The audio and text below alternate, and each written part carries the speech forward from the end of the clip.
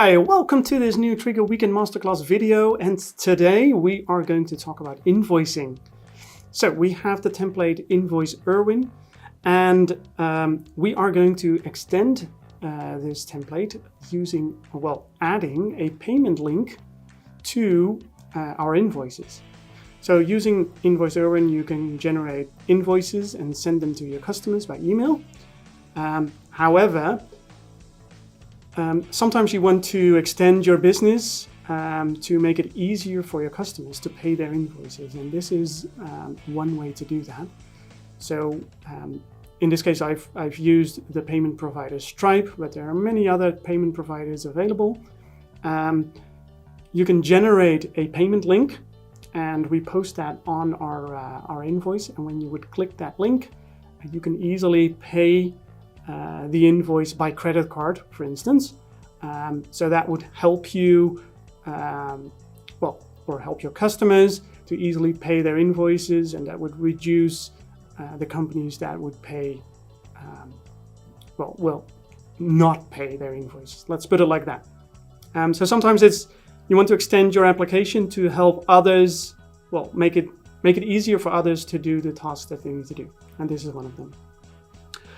So what do we do? Well, fairly easy. We create an invoice, then we connect to Stripe. In this case, we retrieve a payment link and we post that on the PDF that we are going to send to our customers. I need to add an invoice. I'm going to use the entity that we want, the invoice date today, add a PO number. Well, in this case, this is my second invoice. Subtotal is 100 euros. The VAT amount is 21, so the total is 121 euros. We click done. So we've created the basic properties of the invoice, and now we need to create the PDF. And just before we create the PDF, we retrieve a payment link from Stripe to put it on the PDF itself. So we create the PDF. There you go. And as you can see here, we've got a payment link ID. Well, that is the unique identifier that Stripe uses to identify this payment. And we have the payment link URL. And if I would click this, I would go to a Stripe checkout. I can use a card, bankcontact, EPS. So there are different ways to pay, even with Klarna and Link, apparently. So let's see how we've created that in the designer. So we go to the designer, and there are two things that we've actually added to this flow. First of all, like I said, the interface to Stripe, and secondly, we had to change the PDF to post the payment link on the PDF. So that's what we do here. We have an interface message.